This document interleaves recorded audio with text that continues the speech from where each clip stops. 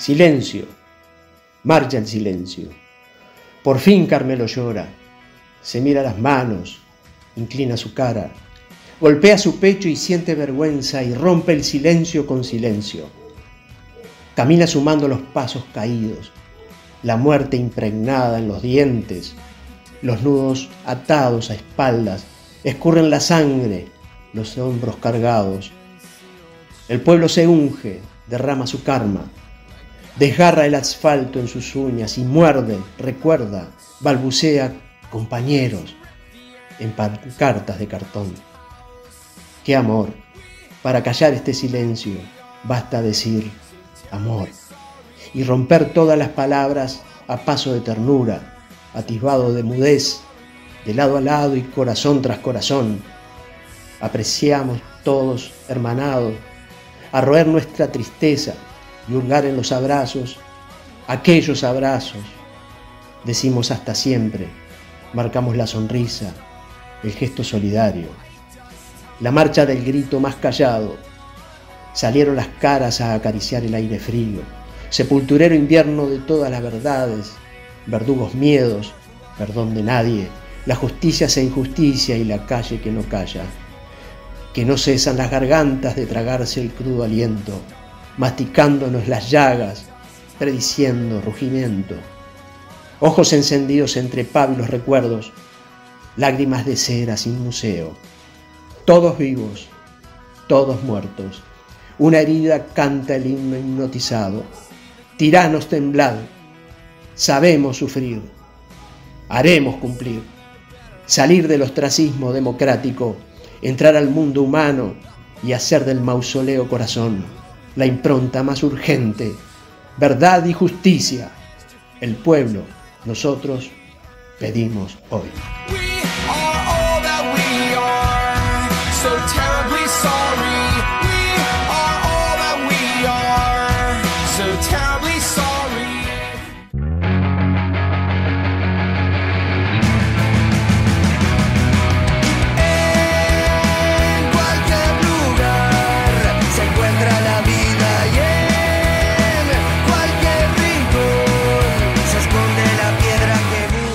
La historia reciente de Uruguay está marcada por el oscuro período de la dictadura cívico-militar, comprendida entre los años 1973 y 1985, una etapa que dejó heridas profundas en el tejido social, político y humano del país.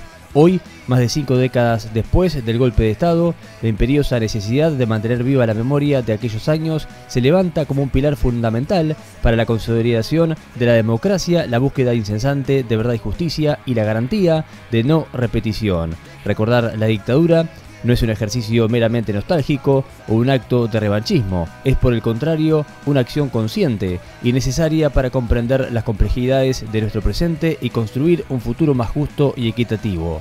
La memoria colectiva actúa como un antídoto contra el olvido, ese cómplice silencioso de la impunidad y la repetición de los horrores. Al mantener presentes los nombres de los desaparecidos, los presos políticos, los exiliados y las víctimas de la represión, reafirmamos el valor fundamental de los derechos humanos. La búsqueda de verdad y justicia, por su parte, no es solo una demanda de las víctimas y sus familiares, sino una exigencia ética para toda la sociedad. Conocer qué pasó, quiénes fueron los responsables y cómo operó el aparato represivo es crucial para cerrar las heridas, reparar el daño y sentar las bases de una convivencia democrática sólida. Si bien se han dado pasos importantes en este camino, con juicios y condenas a algunos de los represores, aún queda un largo trecho por recorrer para desentrañar toda la verdad y garantizar la justicia plena.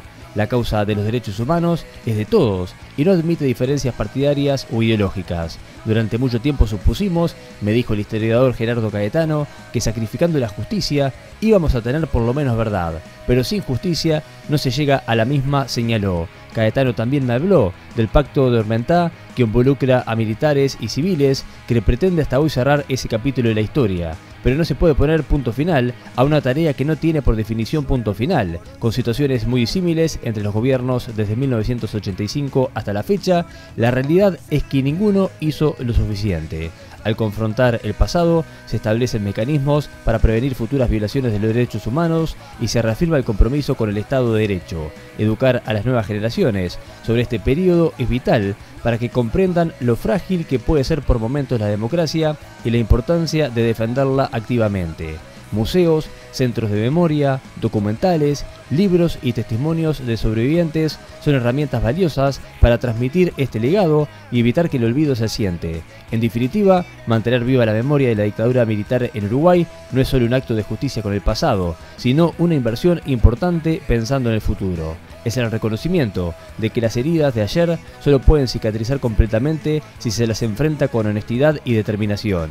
Es la afirmación de que, como sociedad, estamos comprometidos con la verdad, la justicia y la defensa de los derechos humanos, pilares fundamentales para construir una democracia plena, capaz de aprender de sus errores y de garantizar que nunca más se repitan los horrores del pasado.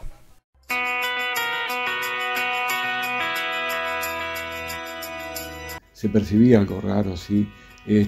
No te olvides que ya en la elección del año 1971, que es la primera que yo voto, y que además se había formado el Frente Amplio en el año 71, ya había signos de preocupación porque había habido todo un entorno social complicado, con bajas salariales, los movimientos sindicales estaban presionando al gobierno por esa situación de rebaja salarial notoria.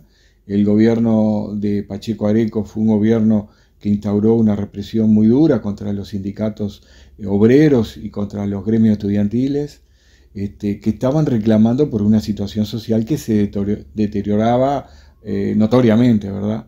Y bueno, eso ya estaba presagiando que la situación social estaba enrarecida y por lo tanto también la actividad política había ganado un signo de intolerancia importante que hacía prever dificultades para el futuro del Uruguay. En ese sentido, ya con 18 años decidiste militar por el Frente Amplio, que era el sí, partido exactamente. que decías, tenía poco de su fundación. Sí, yo era dirigente estudiantil del Liceo número 1 de Carmelo y también del Instituto Magisterial. Y cuando se forma el Frente Amplio en febrero del año 71, inmediatamente yo y un montón de muchachos de aquella época nos incorporamos al Frente Amplio y fuimos fundadores del Frente Amplio, ¿no? Aquellas ideas nuevas, renovadoras, que hablaban de justicia social, nos cautivaron realmente porque pensábamos que el camino iba por ahí. Llega junio del 73, ¿recordás aquel día? Sí, lo recuerdo. Recuerdo que nos levantamos muy temprano con mi hermano porque mi padre se levantaba a las 6:30 de la mañana y ponía el informativo del Espectador. Y esa mañana se encontró con que sonaban las marchas militares. Y bueno, y la noticia de que había habido un golpe militar y que habían disuelto las cámaras y todo lo demás que se venía. Al otro día, a los 2 días, la ilegalización del PICN, de la Convención Nacional de Trabajadores y de todos los movimientos políticos de izquierda. Entonces, por lo tanto, fue un motivo de preocupación inmediato que cundió en toda la sociedad. Se prevían tiempos difíciles, ¿verdad?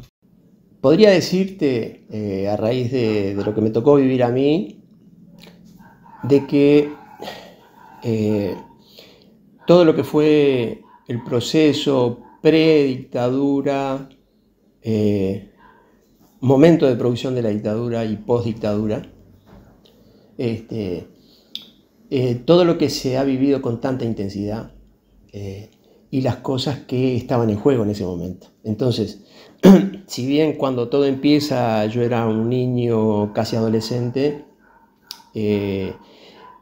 considero que lo viví con cierta madurez, es decir, hoy en día lo recuerdo casi como que hubiera sido un adolescente joven, viviendo esa época de furor, de luchas y de enfrentamientos. Y todo eso desembocó, bueno, en que mi familia formara parte de esos movimientos de izquierda.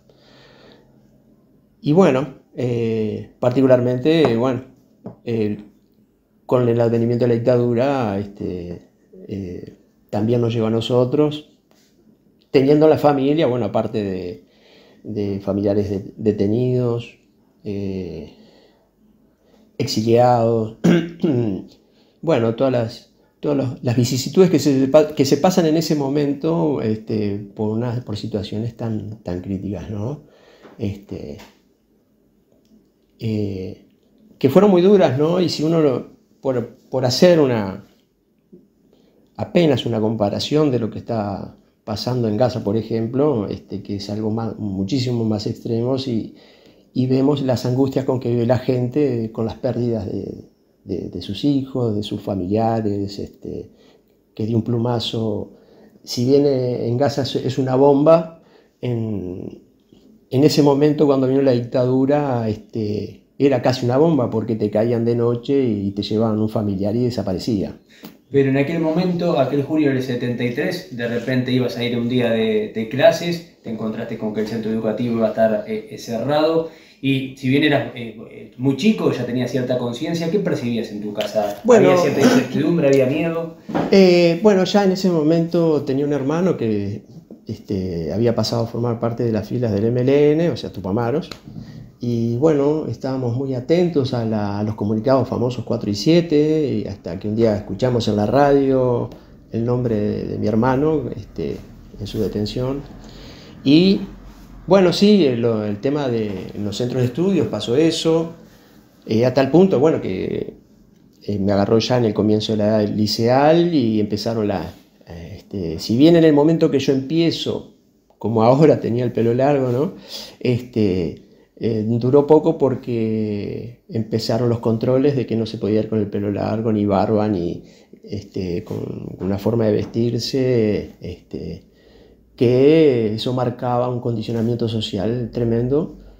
Y bueno, y las condiciones de vida, porque por ejemplo no podías juntarte con amigos, es decir, podías a lo sumo salir a pasear con un amigo. No podías formar una barra, ni juntarte en la plaza, ni hacer guitarrear, eso no existía, no podía. Entonces, bueno, como joven, con muchas limitaciones en ese sentido, y bueno, y por el hecho de haber sido de izquierda en ese momento y tener todos esos condicionamientos, socialmente sentías una cierta represión social porque había gente que estaba de acuerdo con la dictadura. Entonces vos pasabas y por ser de izquierda te insultaban y vos tenías que callarte la boca, porque aparte se usaban los términos tanto tupamaro como comunista como si fuera un insulto. Creo que hasta el día de hoy más o menos algunos lo usan para decir comunista, como diciendo, y en realidad bueno, fue algo que se instaló un poco en la cultura, lamentablemente, y bueno, lleva tiempo desterrar esas cosas, ¿no? ¿Cuándo empiezan a tomar conocimiento de que personas vinculadas a la izquierda empezaban a ser detenidas o vigiladas? Y te diría que casi de inmediato, no inmediatamente en Carmelo, pero en Montevideo de inmediato y en los otros centros industriales importantes como Paysandú, como Juan Lacase incluso, en el caso del departamento de Colonia, y en Montevideo fundamentalmente, ya se conoció que inmediatamente habían sido detenidos los principales dirigentes gremiales y estudiantiles. ¿Y qué acciones tomaron aquí en Carmelo ante esa situación? Bueno, en Carmelo no hubo, había una mesa intersindical funcionando, había también un gremio estudiantil funcionando, pero digamos, como los liceos quedaron cerrados, no hubo movilización pública abierta, y lo que podían hacer en todo caso los gremios y sindicatos afiliados a la CNT era, en algunos lugares más puntuales hubo sí compañeros que hicieron paros, como en la banca, como en algún otro sector particular, que eran los que estaban más organizados, ¿verdad? Pero el centro importante de la resistencia estuvo en Montevideo, ¿no? Pero a nivel familiar tomaban algunos recaudos con los amigos y demás. ¿Eso se conversaba? Conversábamos, obviamente, pero también era, yo lo he contado otras veces, era la ingenuidad de no conocer cómo funcionaba un régimen dictatorial, porque nunca lo habíamos vivido. El Uruguay, la última dictadura había sido en el año 33. Entonces imagínate, después de tantos, 40 y pico, 50 años después, no había noticia fresca de cómo funcionaba. Pero además no teníamos idea de cómo iba a ser el grado de crueldad de este golpe de Estado. Después nos enteramos el día que fuimos presos, prácticamente, ¿no? Porque no teníamos vivencia de lo que era el fascismo. Eso es lo que nos pasó. De repente, eso que era un fenómeno conocido en otros países europeos, por ejemplo, ya lo habían vivido en la Segunda Guerra Mundial, tenían más conocimiento de cómo actuaban, ¿verdad? Pero acá en el Uruguay, sobre todo de las nuevas generaciones, no teníamos conocimiento de eso y actuábamos con ingenuidad porque decíamos, éramos inocentes, decíamos, yo no tengo nada que ver con la guerrilla, por lo tanto no me puede pasar nada, pero éramos ingenuos realmente, porque ellos iban por más, ellos funcionaban por los famosos círculos concéntricos y llevaban cada vez la represión hacia los círculos más amplios, más abiertos y menos comprometidos de repente. Terminaron con los gremios estudiantiles, con el Frente Amplio, incluso con ciudadanos blancos y colorados que estaban en contra del régimen, ¿verdad? Ahora, tenías una familia que fue importante en el origen del Frente Amplio, Sí. con un rol importante también en el interior del país. Tenías un hermano, Sí. integrante del MLN, Tupamaros. Sí. Eso hacía que seguramente que tu familia estuviera también bajo la lupa, quizás de una manera especial en relación a otras familias.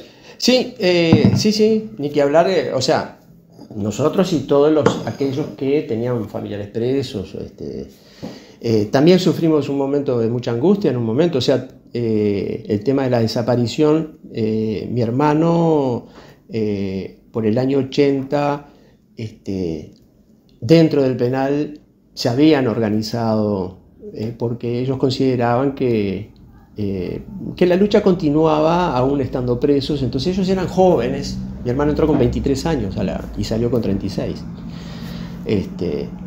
Y a raíz de esa organización interna que habían formado dentro del penal de Libertad, los militares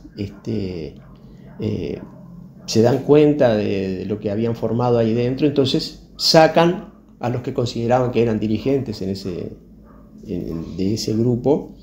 Entre ellos estaba mi hermano, y más o menos por 6 meses lo consideramos desaparecido, porque eran 8 presos,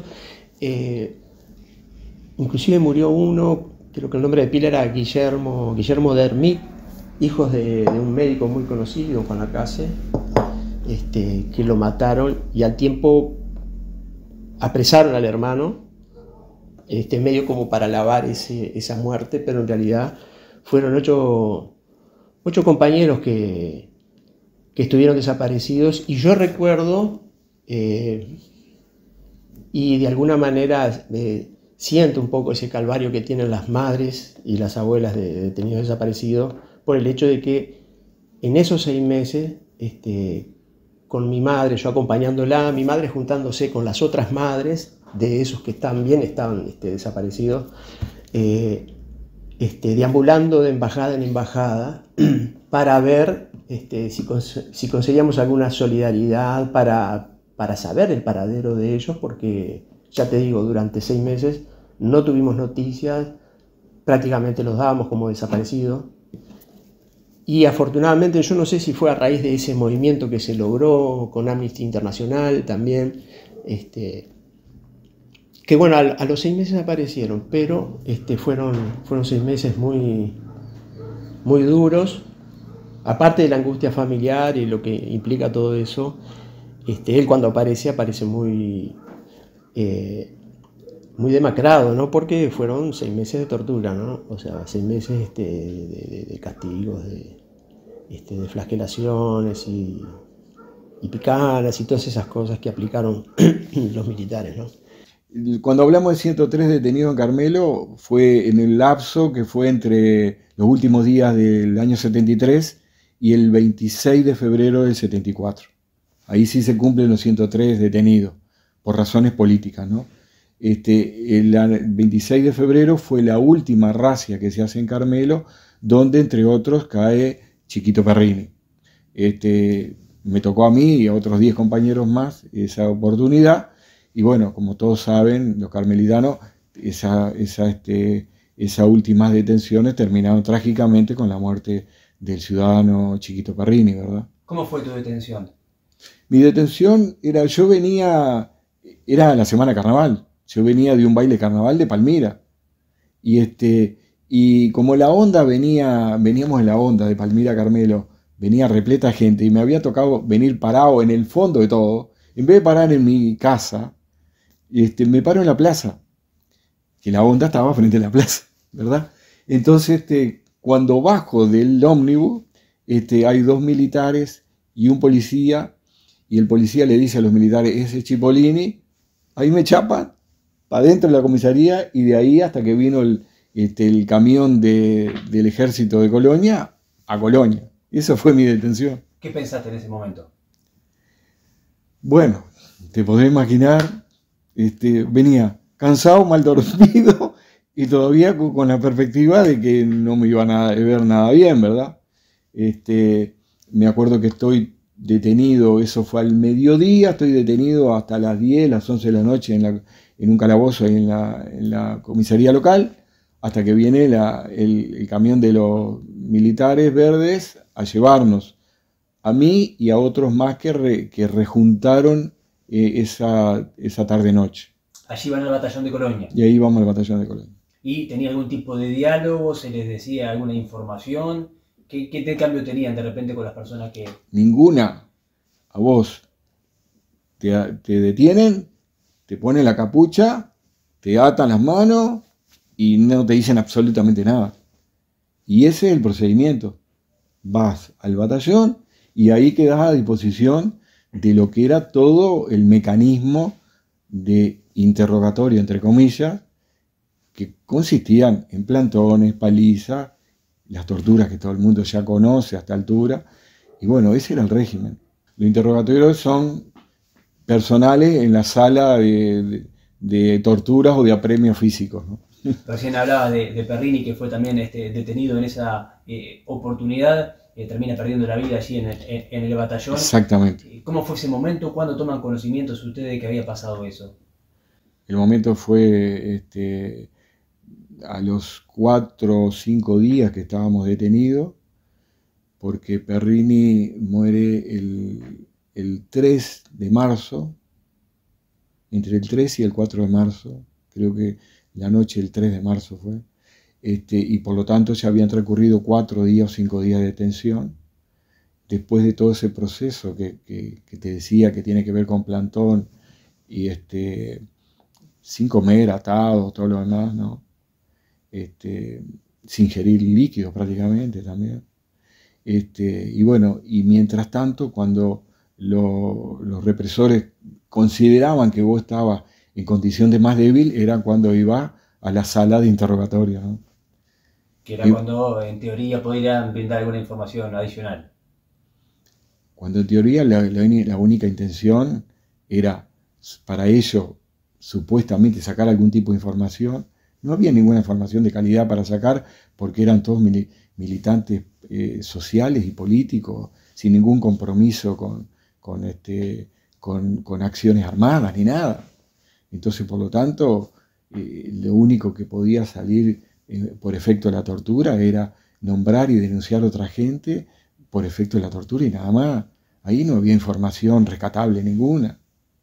Y Perrini, nos decías que era de repente de los detenidos que más estaba sufriendo en ese momento. Sí, nosotros percibíamos, obviamente por lo que escuchábamos, porque no podíamos ver, estábamos encapuchados y todo lo demás, percibíamos que estaba sufriendo notoriamente por los gritos, por la forma como lo golpeaban. Hubo ahí algunos episodios en los cuales él, ya en los últimos días, por su desvarío, relataba hechos de su vida cotidiana, como hacer helado, vender el helado y todo lo demás, y nosotros por eso intuíamos que se trataba de un heladero, y intuíamos que sería Perrini, ¿verdad? Y habían manifestado también allí los militares una hazaña diferente con él. Diferente, especial, específica, porque según relatos de otros compañeros que estaban ahí en ese salón, en esa sala, hay algún momento cuando Perrini reacciona contra los captores, contra los militares, atado y todo como estaba, porque había percibido que había una violación a una de las mujeres detenidas, y él intenta reaccionar de alguna manera, y bueno, es ahí cuando sufre los peores castigos, y que terminarían con su vida, notoriamente. Es un hecho tremendamente significativo que una persona golpeada, torturada, y en ese estado, aún así, haya manifestado su preocupación por otra persona que también estaba pasando un momento. Sí, es cierto. Lo que pasa es que son situaciones tan límites que a veces es difícil saber cómo el ser humano responde en determinadas condiciones. Porque si uno se pone a pensar cómo podés resistir un ser humano 5 días, por ejemplo, con castigos permanentes y tortura y todo lo demás, y uno termina pensando que el ser humano es muy adaptable a todas las circunstancias, salvo aquellas que ya, digamos, le generan la muerte definitiva.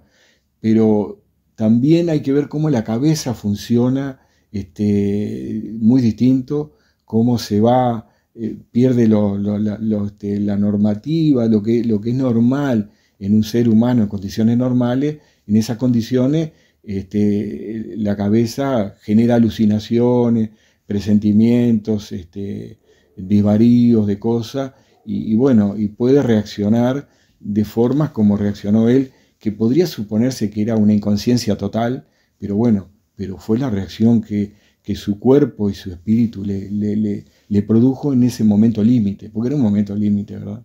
Son de esas muertes que revelaron el grado de sadismo, de ensañación con respecto a alguien que tiene interés en la vida, que es íntegro, y querer destruirlo, querer hacerles caer la moral, y bueno, que con Chiquito no pudieron, porque era un hombre de un temple espectacular, una persona maravillosa, querida, y al no poder, bueno, pasó también con el Ñato Méndez, ¿no? Otro carmelitano que también murió en la tortura, ¿no?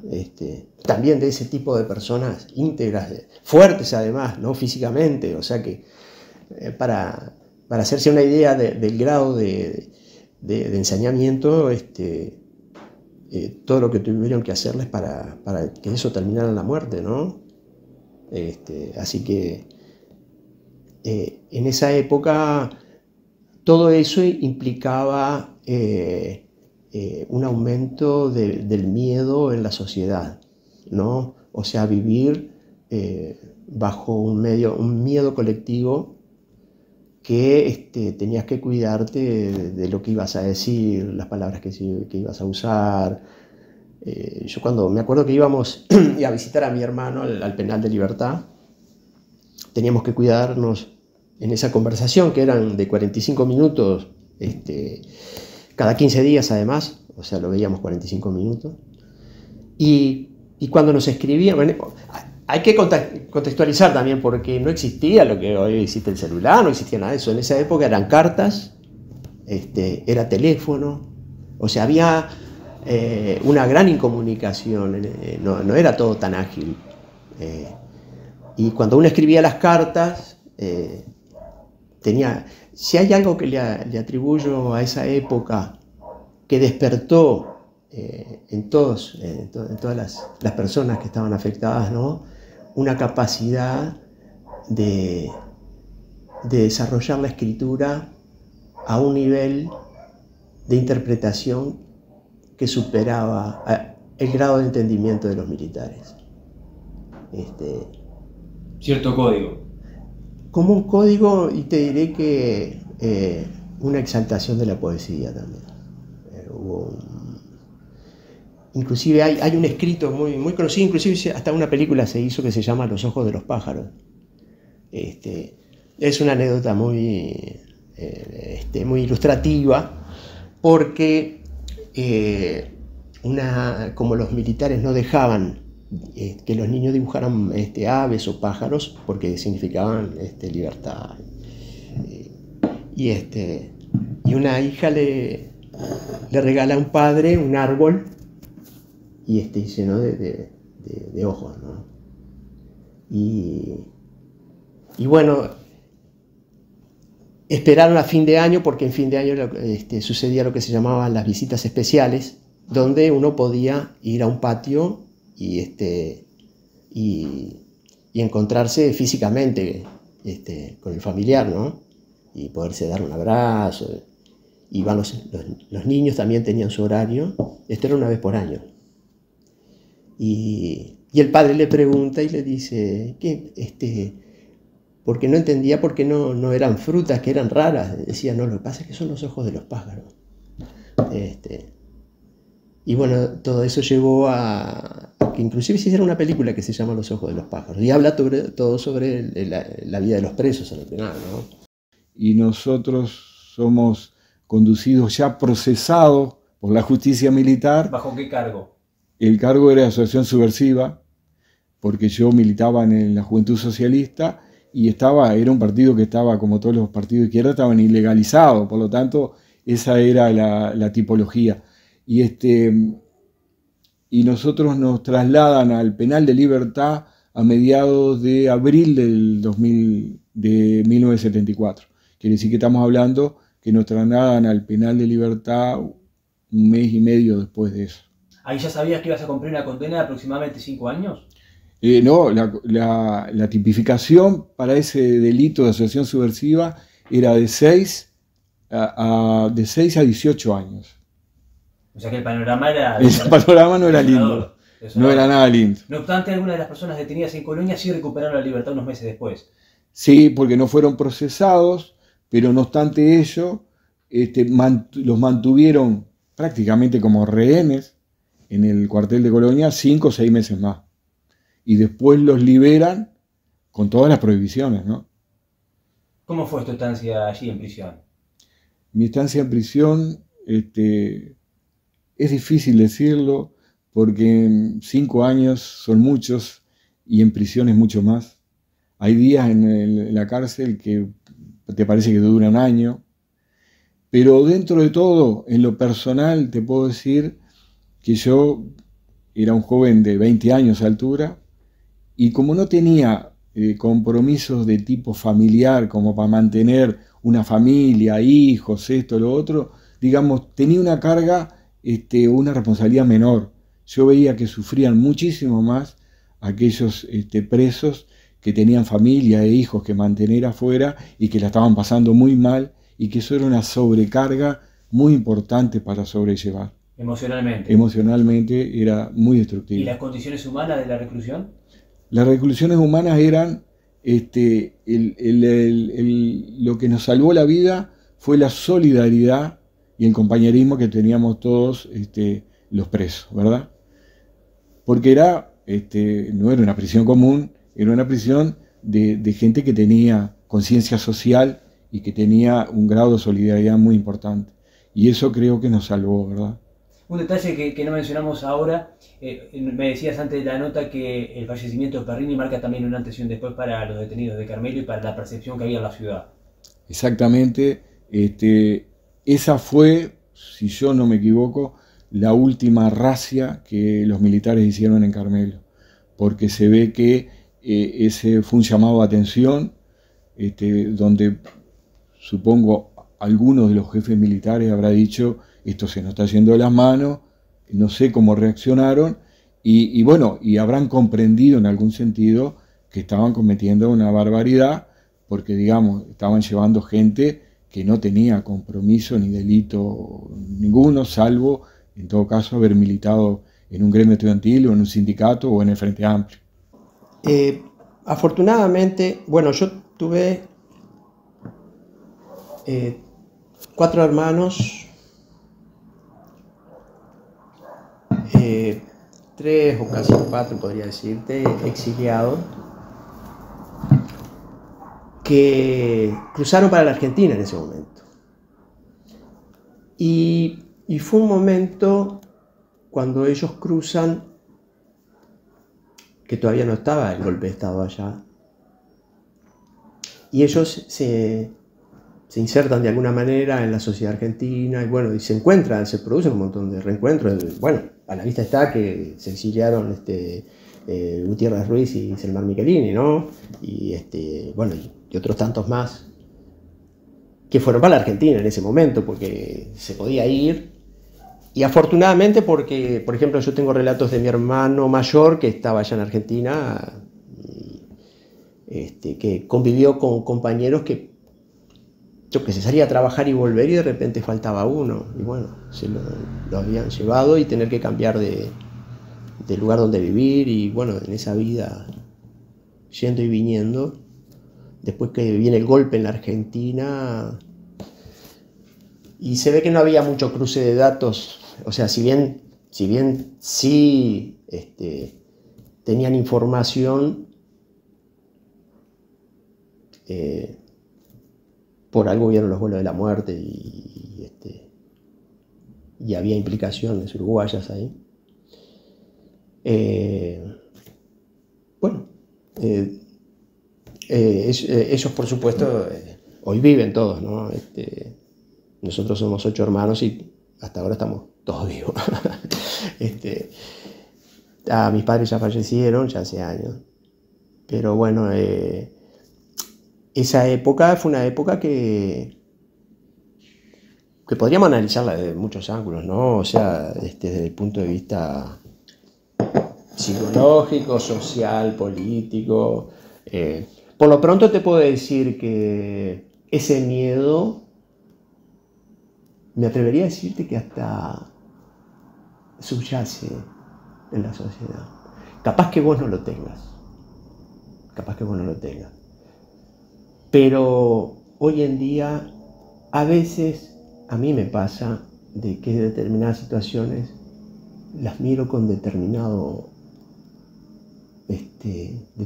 óptica de si por las dudas, por esas cosas de ¿no será que esto es algo? Aquí hay algo detrás de las cosas que se hacen.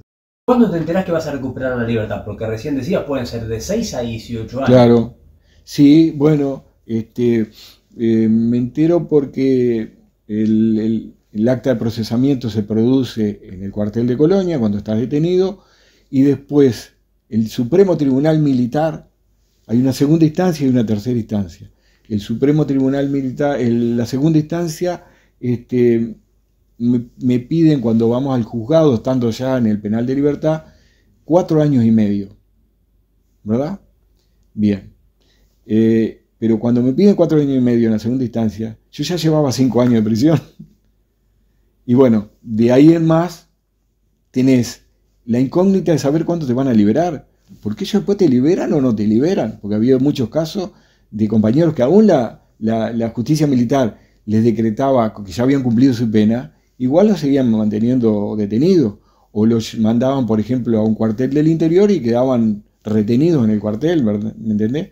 Entonces casi te diría que de ahí en adelante es el proceso más difícil de sobrellevar, porque la impaciencia, la incógnita, la incertidumbre de saber cuál es tu destino es muy grande. Finalmente, yo creo que habrán pasado unos 2 meses, 2 meses y medio hasta que me liberan. Te avisan un día de tardecita que al otro día va a ser liberado. ¿Y qué sentiste en ese momento? Una sensación rarísima, ¿no? Porque sentís... en realidad no te dicen que vas a ser liberado. En realidad la comunicación del sargento que me informó me dijo: prepare sus cosas que mañana va a ser trasladado. Lo de trasladado a vos te llama la atención, puede ser cualquier cosa. Pero efectivamente mis familiares ya habían sido avisados de que iba a ser liberado, y fui liberado efectivamente el día siguiente. ¿Y con tu familia cuándo te reencontrás? Mi padre es quien me va, porque tiene que ir una persona que se haga responsable de vos, de ahí en más, y que firme de que él lo recibió, que te lo entregaron al familiar y todo lo demás. Bueno, fue el que le tocó hacer ese papel burocrático, ¿verdad? ¿Y una sensación rara, rarísima. Salís con el colchón sobre el hombro, te vas con tu colchón, porque tenés que llevarte colchón, y con un bolsito con las cositas que tenía, y salís caminando todo el trayecto del penal.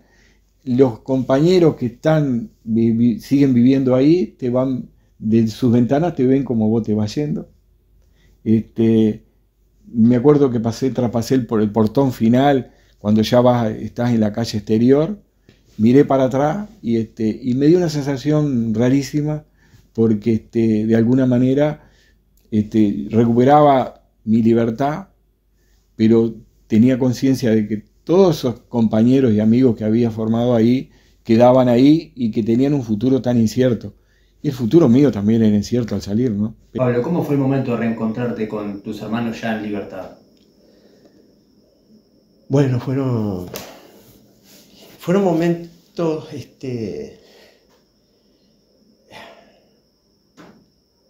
fue un momento de un gran desahogo, ¿no? De algo, por un lado, es raro, porque uno podría decir fue hermoso volver a tenerlo entre los brazos, recuperar la cercanía, pero por otro lado, uno dice, pero ellos no vinieron de un viaje de paseo, vinieron del resultado de una lucha, y en mi caso particular, con mi hermano, verlo tan íntegro, tan entero, salir tan entero después de 13 años, eso te hace pensar de que la lucha no terminó, de que hay muchas cosas todavía que no se pudo doblegar, cosas que al principio se defendían, y eso no se pudo derrotar. Entonces, bueno, ni que hablar, los encuentros, los familiares. En este lugar que estamos acá, por ejemplo, acá era un patio, ahora se transformó en un stand, ¿no? Pero en este mismo lugar, acá estábamos sentados. Me acuerdo de que cuando vino mi hermano, vino la Puki Alberti a reencontrarse como compañeros, vino Jesús Bató, que Jesús inclusive fue compañero de celda con mi hermano. Carlitos Pereira anduvo en la vuelta, o sea, de gente que se fue reuniendo que fueron encuentros, pero me acuerdo que la idea de una vez que se salió del penal, después de todo lo que se había vivido, una sensación no de salir a la lucha y a militar y que ahora, que no, se salió con una actitud de, primero que nada, vamos a recomponer las familias, vamos a recuperar cosas que han quedado pendientes, cuestiones familiares, solucionar. Fue muy diverso todo, porque la dictadura no solo trajo presos y presas, lo que eso implicó en la familia, trajo muertes, muertes por angustia, muertes por salud, muertes, separaciones, por tanto tiempo de estar sin verse, parejas, ¿no? Todo ese tipo que va trayendo la separación por la fuerza de seres que se quieren, que se aman, ¿no?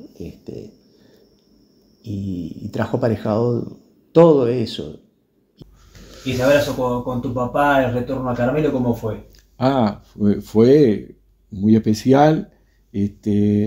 Subimos con él tuvimos que ir caminando hasta la Ciudad de Libertad, que hicimos como 3 kilómetros caminando. No sé si has pasado alguna vez frente al penal, viste, Sí. que desde Hotel Penal hasta la ruta 1 y cruzás para estar en Libertad. De ahí salía la Honda que nos trajo a Carmelo. Cuando veníamos en la Honda, obviamente la gente ya te ve subir en Libertad con el pelo cortito y dice, era un preso, ¿viste? ¿Me entendés? Pero estaba todo bien, y cuando llegamos a la radial de Ombúes de la Valle, el ómnibus para, porque hace ahí un traslado, que salía un ómnibus que traslada a la gente que va desde la radial hasta Ombúes de la Valle. Y ahí se para, y entonces viene el guarda y me dice, ¿vos sos Román? Sí, le digo. Dice, hay un amigo tuyo que te está esperando, que había ido con el vehículo hasta ahí, que fue el que me trajo hasta Carmelo, fue en su vehículo. Y le dice que yo llego a Carmelo en el vehículo de esos dos amigos. Y cuando uno empieza a ver también los paisajes conocidos que dejó de ver durante tanto tiempo. Claro, ni que hablar. Imagino el momento también de Ni ver que el puente giratorio, de sí, cruzarlo. Claro. ¿Te parece que era de noche, por supuesto, era de noche, ya era de noche? Pero sí, es un impacto muy fuerte, muy importante. Llegar a mi casa, ver a mi madre. No estaban mis hermanos, porque mis hermanos se fueron al exilio a los pocos días que yo fui detenido. Algunos vecinos, todo lo demás. Fue una cosa impactante, importante. Al ser humano nos pasa algo, que aquellos baches que tenemos afectivamente, aquellos baches que tenemos psicológicamente, en la vida nos hace seres incompletos. Y siempre aspiramos a que precisamente tener toda la información, porque queremos rearmar nuestras vidas. Nosotros rehacemos nuestras vidas cuando pensamos en nuestros antepasados, en nuestros seres queridos, en los que murieron. ¿Por qué murieron? Saber cómo fueron sus últimos minutos de vida, saber qué dijeron, o saber cómo se defendieron, y todo eso es algo que no tenemos. Es como un vacío, es un vacío. Creo que en nuestras almas queda un vacío que, en la medida que eso nunca se sepa, eso lo vamos a llevar de por vida, ¿no? Te diría que en mi caso todo funcionó mucho mejor de lo que uno podía esperar, porque estos amigos queridos, tan queridos, que me fueron a esperar, eran también los dueños del lugar donde yo trabajaba, y que ya esa misma noche me dijeron, empezá a trabajar cuando quiera, y yo me acuerdo que a los 4 o 5 días ya estaba trabajando. Eso era una ventaja impensada para cualquier tipo que saliera, ¿me entendés? Y eso me permitió una reinserción inmediata. Y lo mismo, yo jugaba en Artigas Fútbol Club, lo mismo, a los 2 meses estaba jugando al fútbol de nuevo. Y esos fueron los círculos que uno de a poquito fue ganando en la sociedad. Pero no era fácil, costaba. Y uno comprendía, porque había un temor, el miedo había cundido en todas las capas sociales. Sí, año 78 todavía estaba muy vigente. Más vale, estamos hablando de fines del año 78. Entonces, por lo tanto, había un temor, había dolor, había muchos de mis amigos, de mis compañeros no estaban más, o porque estaban presos o porque estaban en el exilio. Y bueno, algunos otros sí pude recomponer vínculos con ellos inmediatamente, y en ese sentido yo creo que pude asimilar la salida muy bien.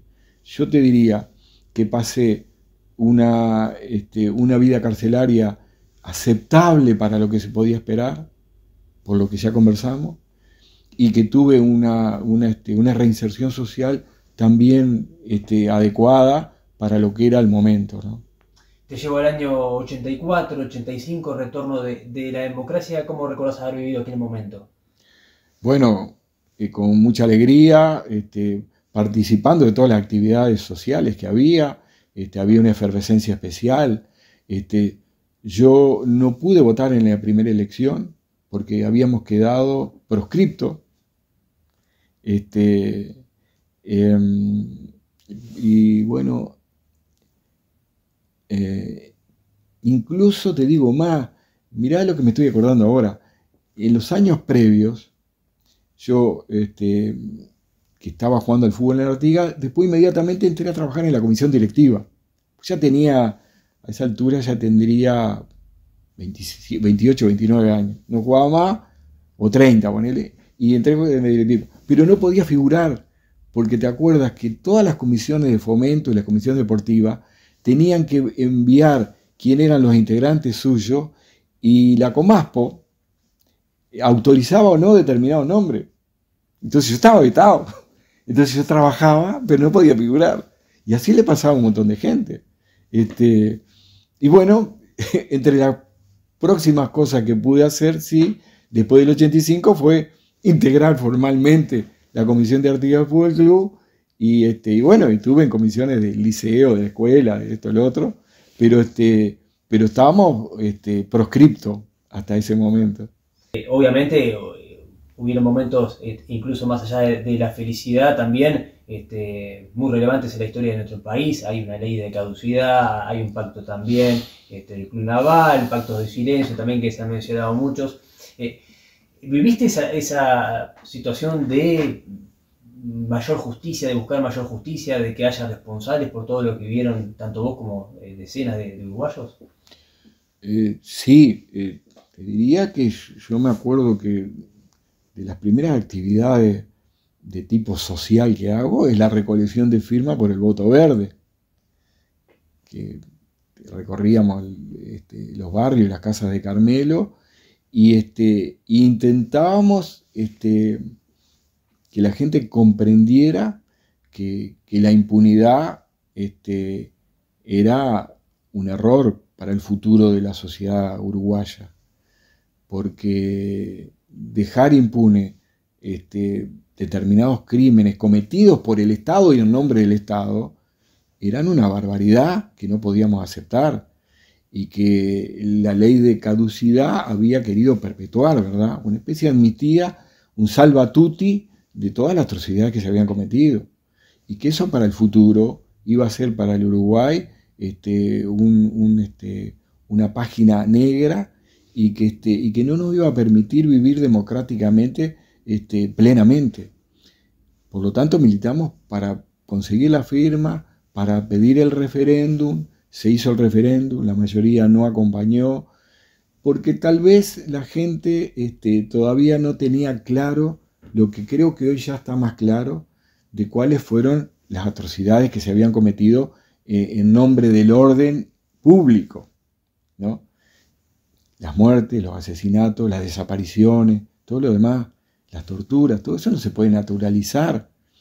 Y la gente no lo tenía tan claro, porque decía, a ver, ¿sería o no sería? ¿Qué habrán hecho, qué no habrán hecho? De los dos lados, ¿verdad? Entonces, creo que el paso del tiempo fue dando paso a que la verdad fuera apareciendo, porque empezaron a aparecer cadáveres enterrados en los cuarteles, cosas que ellos habían negado.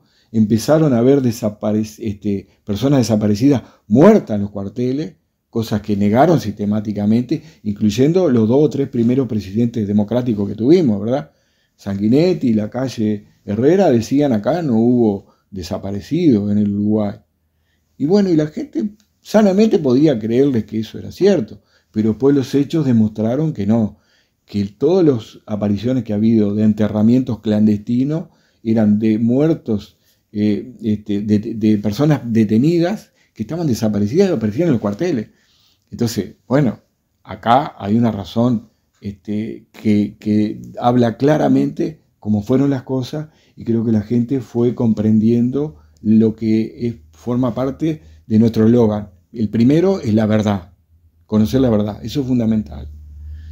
Y bueno, y después pedir que se haga justicia con esos actos, porque es lo que nos va a impedir que en el futuro haya repetición de esas atrocidades, ¿verdad?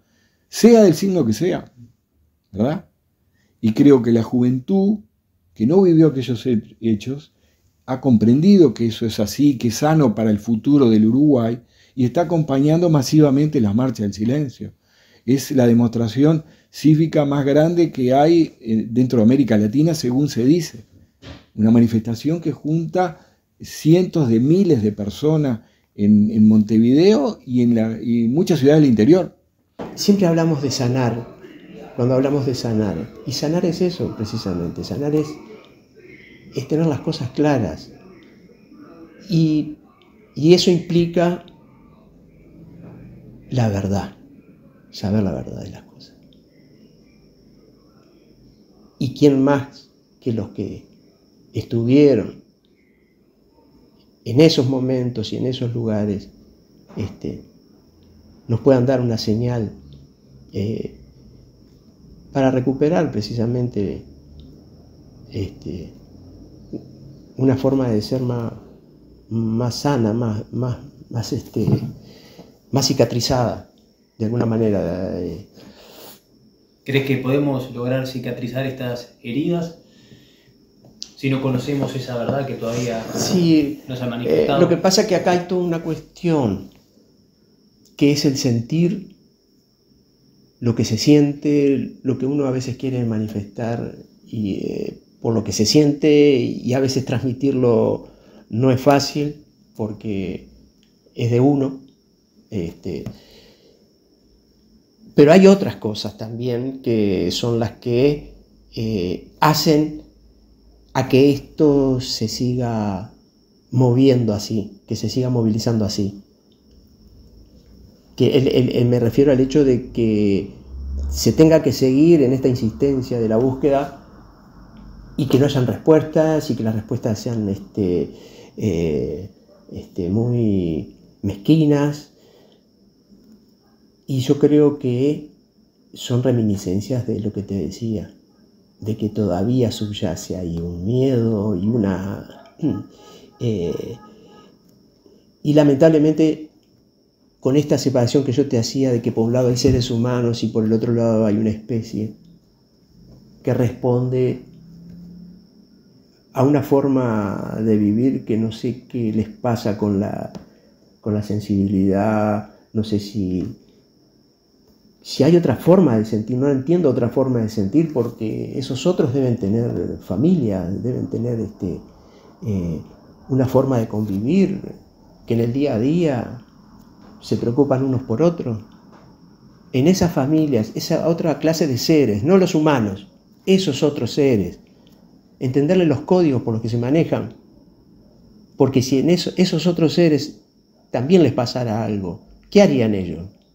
Por eso la consigna para esta marcha del 20 de mayo es exigir de alguna manera a las autoridades del gobierno, como se ha hecho con los gobiernos anteriores, de que cumplan con la palabra, de que por eso sepan cumplir, quiere decir, hay que pedirle a los mandos militares o exigirle o darle la orden para que den información que permita mínimamente, miren lo que estamos pidiendo, mínimamente que se diga dónde están enterrando los cuerpos de esos 187 desaparecidos que todavía no han aparecido.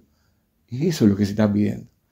¿Es difícil que eso se consiga? Es muy difícil, porque lamentablemente ha habido un pacto del silencio entre todos los mandos militares que no han dado información. Cuando la han brindado ha sido justamente errónea para despistar la búsqueda, pero digamos, lo que se pide por lo menos es que haya una voluntad firme de tratar de mínimamente reparar a aquellas familias que hacen 40 y 50 años que están deseando únicamente tener unos huesos para poder tener un enterramiento en paz y saber que sus familiares están por lo menos en tal lugar e ir a depositarle una flor. Es lo mínimo que se pide. No han tenido esa valentía, ¿no? Esa valentía y esa dignidad de tener esa,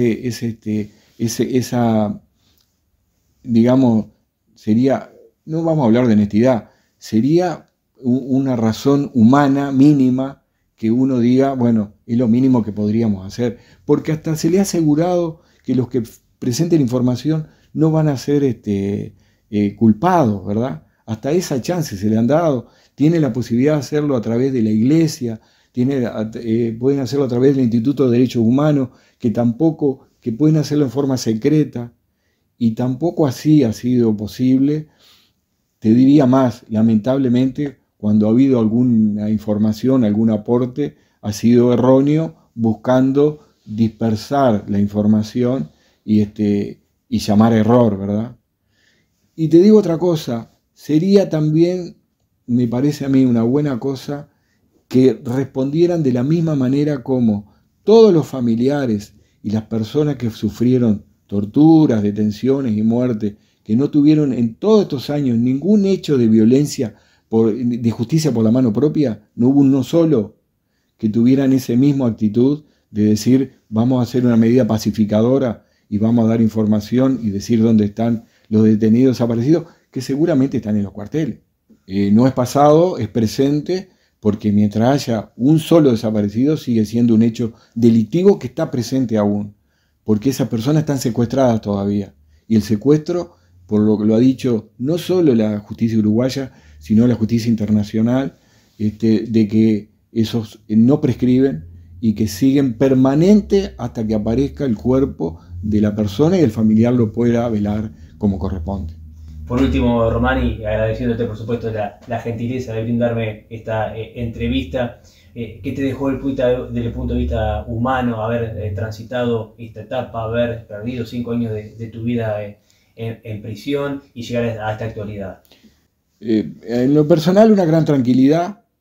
Yo siempre conversé muchas veces con compañeros del cautiverio que teníamos la preocupación de que teníamos que hacer la denuncia de la muerte de Chiquito Perrini, porque es muy feo cargar con una carga de ese tipo, saber que mataron junto con vos a una persona y no hacer la denuncia, ¿verdad? Pero nosotros estábamos esperando el momento que fueran los hijos o la familia de Perrini la que hiciera la iniciativa, como finalmente se produjo. Y eso también nos dio un alivio, y yo creo que haber llegado a ese logro y que se haya hecho justicia con el nombre de Perrini, que se haya hecho justicia con quienes fueron sus captores y quienes fueron sus asesinos, creo que nos da una gran tranquilidad. Hubiera sido muy penoso haber llegado a esta altura de la vida, 50 años después, con que eso no hubiera tenido un final como corresponde, ¿no? Era lo mínimo, era el homenaje mínimo que teníamos que tener con Perrini. Tenemos además la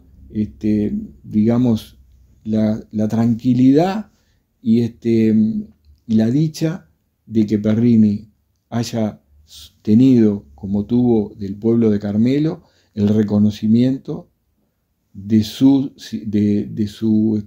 hombría de bien, de la actitud que tuvo en ese hecho que estamos relatando recién, en las peores circunstancias imaginables, y haber tenido esa reacción que posiblemente le haya costado la vida, lo que habla de un gran ser humano, y que eso lo haya reconocido el conjunto de la sociedad, y en su momento también las instituciones del departamento y de la localidad, instaurando un busto en la Plaza Independencia de Carmelo, y que se le haya reconocido con su nombre, la calle donde él transitaba y vivía todos los días. Eso es una gran tranquilidad y habla de que una sociedad que tiene esas reacciones puede pensar en un futuro mejor. Fue la primera visita, yo niño y la angustia de ver a mi hermano preso. 45 minutos para saberlo todo y cómo continuaría. Un llanto corto, un asumir rápido y dar la información que se tenía. Sus ojos ávidos de familia, de saber cómo estábamos todos, y nosotros con el alivio egoísta de ni muerto ni desaparecido, verlo vivo. Ahí supe que la lucha continuaba, porque él, desde las mazmorras, lo hacía, no solo por honor a los caídos, la causa que defendían lo requería, abolir los privilegios y hacer las condiciones de vida más dignas. Aprendí que las tumbas eran las nuevas trincheras que se abrían como reservas futuras cuando el tiempo así lo exigiera. Cuando la causa no es el cuerpo de uno, sino el de todos. Si el empeño está en el triunfo de las ideas y no en el desespero y la angustia. Más allá de nuestros muertos que vivos, en sus entregas y convicciones, la muerte como un medio inexorablemente unida al fin que los conducía. Un acuerdo con la memoria para agendar en el tiempo, un pacto con el dolor para seguir reviviendo cada día el ausentismo. Una espada de Damocles sobre las cabezas fratricidas, que converja el fin de los encuentros de todos los que buscamos, con el comienzo de una humanidad libre de despotismo. Pero mientras, los iremos sacando como cartas de un diabólico juego, a través de pancartas, uno a uno, como haces de oro y de fuego, para quemarle los ojos con dignidad a quienes osan esconderlo. No saben los que saben que en esas cuotas de desenterramiento van aprendiendo las nuevas generaciones a tomar conciencia, porque están viendo las marchas como suma de voluntades que aspiran a desencriptar la verdad de las mentes inhumanas y siniestras. Por cada uno que aparece, deja al descubierto la miseria del sistema, el lado oscuro de noches que aún no apagan el silencio asumido como emblema. Nosotros, ahogados de murmullos, seguimos balbuceando sus nombres,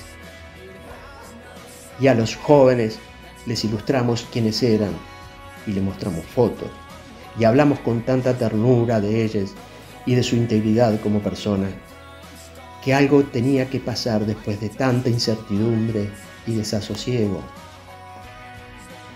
La muchachada portando los rostros a través del tiempo, reviviéndolo, trascendiendo esta instancia en cultura de justicia y verdad resilienciada. With white dust ties to